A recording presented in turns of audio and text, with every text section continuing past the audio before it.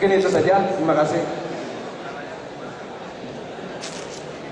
Ya Pak, saya mau menambah kasus aja Pak ya. Jadi saya tidak minta penjelasan yang ini, saya hanya ingin mengkonfirm bahwa pengertian saya betul Pak. Jadi sekarang kasusnya, saya punya penghasilan di Singapura, tapi tanpa penghasilan apapun di Indonesia. Tidak punya tanah, tidak punya rumah, tidak punya apa-apa yang menghasilkan di Indonesia. Saya tidak kena pajak di Indonesia, betul Pak? Saya punya SKD di sini, betul nggak Pak? Ya? SKD ada? Iya, saya terdaftar, berarti saya tidak bayar. Oke, kasus kedua, saya punya SKD di sini, saya punya penghasilan di sini, tapi saya di Indonesia punya rumah yang saya kontrakan.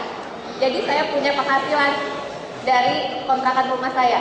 Itu perlakuan pajaknya gimana? Apakah kemudian pajak saya dihitung keseluruhan dengan pendapatan di Singapura atau hanya pendapatan yang Indonesia saja? Hanya yang Indonesia saja. Benar ya, catat? Hanya Indonesia saja Pak ya. Jadi saya tidak perlu menghasilkan, saya tidak perlu melaporkan pajak pendapatan saya di luar negeri untuk SPT Indonesia. Ibu sudah jadi subjek pajak luar negeri ya. Ibu. Jadi kalau begitu hanya income yang di Indonesia saja yang dikenakan pajak di Indonesia. Oke. Jadi kalau begitu saya harus punya NPWP kan? Kalau begitu tidak perlu NPWP, nanti Ibu akan dipotong pajaknya dengan NPWP 0000. Oh. Oke Pak. Data Ibu masuk tapi. Oke, terima kasih. Jadi Ibu sudah bisa membantu Dan dirjen pajak. dilaporkan setiap tahun ya Pak? Saya tetap melaporkan setiap tahun. Ya setiap Ibu dapat penghasilan, ya dipotong nanti Ibu oleh yang memberi penghasilan itu. Ya. Karena Ibu masuk income itu. Jadi saya kira pertanyaannya itu saja. Jadi kesimpulannya adalah bahwa satu, kalau sudah dapat SKD tidak perlu NPWP. Sudah punya SKD tapi ada penghasilan ekstra sebanyak X, pajaknya pajak Indonesia hanya X saja, bukan yang di Singapura. Jadi saya ulang, kalau sudah punya SKD tidak perlu NPWP. Kalau sudah punya SKD ada tambahan sejumlah X di Indonesia, yang kena pajak Indonesia hanya X. Ya. Isi gerasi. Oh langsung dipotong. Nah, jadi tidak. Dan pertanyaan yang berikutnya tadi Pak, SKD caranya mendapat berapa? Saya kira tidak mewenang bapak-bapak di sini. Makanya kita harus segera ke IRAS menanyakan caranya dan moga-moga semuanya dapat SKD. Lalu Ini Pak, ini formulirnya Pak. oh itu ada formulirnya. Dan pertanyaannya lagi Pak, tadi itu yang Bapak di situ tadi, begini Pak, kalau dia nggak dapat SKD sekarang, dia hanya bolak-balik, ya, bolak-balik, padahal dia juga hidup di Singapura, keluar di Singapura, tapi kok disuruh bayar sesuai dengan Indonesia. Interpretasi saya, kalau menurut undang-undang yang ada, dia memang begitu. Dan kalau nggak setuju, ya mungkin diskusi lagi undang-undangnya, gitu ya Pak ya. Nah, pertanyaan berikutnya tentang beasiswa dengan pensiun. Saya kira mungkin itu seminar berikutnya lagi tuh Pak ya. Baik, terima kasih. Yang beasiswa Pak, jangan khawatir, itu diatur di tax treaty Pak. Jadi sepanjang Bapak mendapatkan scholarship ya dari pemerintah, jadi bukan untuk private benefit, itu sepanjang itu waktunya 2 tahun, itu dia dibebaskan dari pengenaan pajak di negara tersebut. Ya, kalau lebih dari 2 tahun ya kena, karena di treaty-nya bunyinya begitu. Ya, ini aturannya sudah ditandatangani oleh Indonesia dan Singapura. Ya, jadi Singapura juga akan nagih juga sama. Ya, Fellowship kena pajak.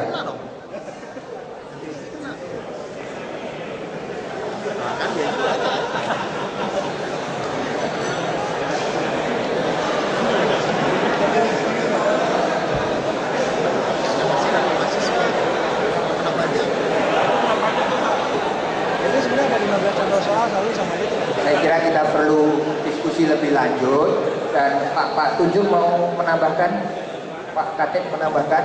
Saya kira kita bisa diskusi secara pribadi setelah ini karena waktunya habis, dan saya pikir memang sudah banyak kemajuan yang dibuat oleh pemerintah kita perlu bangga, tapi memang masalah pajak ini sesuatu yang sangat baru. Saya sendiri yang belajar ekonomi juga sangat baru soal pajak, dan ini merupakan satu langkah dalam proses demokratisasi di Indonesia. Dan maka masukan dari teman-teman akan sangat baik untuk teman-teman di pemerintah, bahkan yang termasuk undang-undang. Saya kira bapak-bapak tidak bisa menjawab kalau itu berbeda dengan undang-undang. Nah, teman-teman dalam rangka good governance, itu ada public participation. Nah, maka kita semua bisa menyampaikan saran kepada pemerintah, masukan-masukan. Kalau perlu undang-undangnya dikaji. Nah, tapi yang di sini saya kira bapak-bapak tidak berhak untuk mengubah undang-undang. Dan terakhir saya kira saya ucapkan terima kasih pada para pembicara dan teman-teman semua. Selamat malam.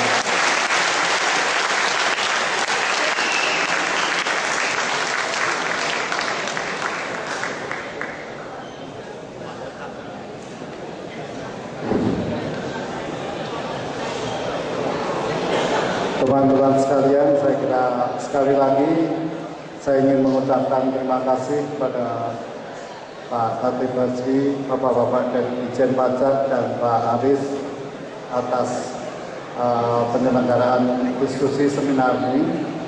Suasana memang cukup menarik, cukup hangat, tapi kalau kita bisa renungkan dengan secara lebih tenang, karena saya tidak dalam posisi bahwa ada kekhawatiran itu dan sebagainya, saya bisa menangkap dengan jernih apa yang disampaikan oleh para pembicara tadi.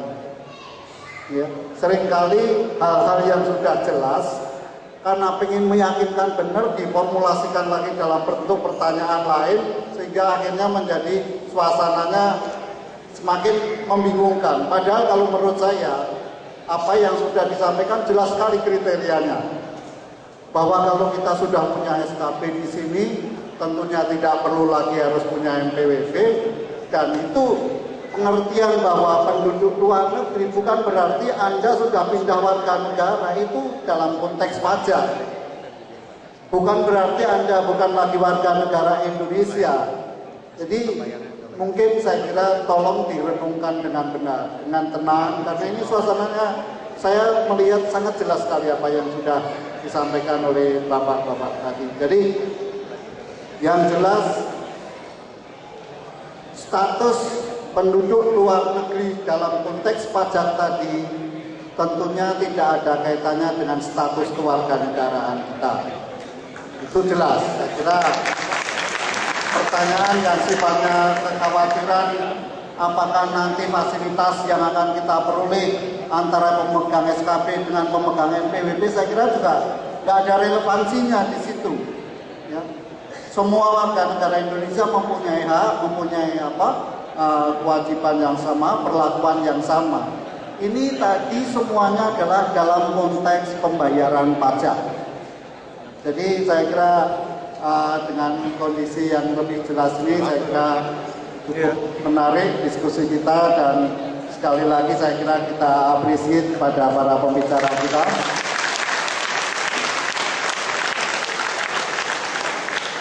Teman-teman, saya kira forum ini kita fokus mengenai masalah perkembangan ekonomi dan juga regulasi mengenai perpajakan.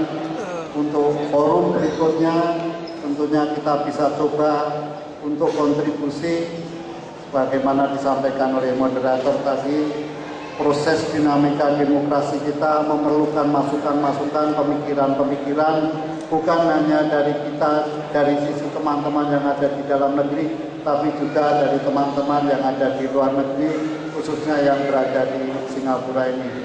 Oleh karena itu, ke depan nanti mekanisme kerjasama antara KBRI dengan berbagai lembaga dan institusi yang ada di Singapura akan terus kita lakukan, dan tentunya ke depan akan kita ambil topik yang sama.